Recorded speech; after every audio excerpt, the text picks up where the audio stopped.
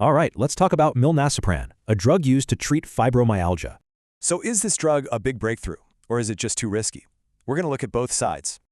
So first off, what even is fibromyalgia? Basically, it's chronic, widespread pain and tenderness. And the symptoms can be brutal, really affecting a person's daily life. And you know, it's actually pretty common. It affects up to 4% of people in the US. So, what can be done? One of only 3 approved drugs is Milnacipran, also called Savella.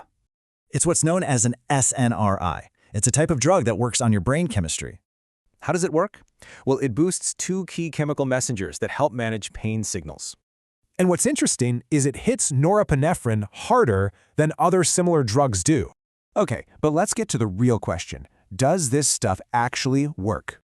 Well, in clinical trials, more people taking it reported significant pain reduction versus a placebo. The trials also found a pretty minor side effect, a small amount of weight loss on average. But of course, effectiveness is only half the story. Let's talk about the risks. So what was the biggest complaint? Turns out it was nausea. And that wasn't all. Other common side effects included things like these. And get this, it was also found to raise a patient's heart rate on average. This also meant a higher risk for high blood pressure. About 1 in 5 patients developed it. And this is serious. The FDA requires a black box warning for increased suicidal thoughts. In fact, these risks were so concerning, a group actually petitioned to have it pulled. Then there's the cost. Here's a quick look at how it stacks up against other options. So, where does that leave us? It seems to be a valid option, but with serious risks.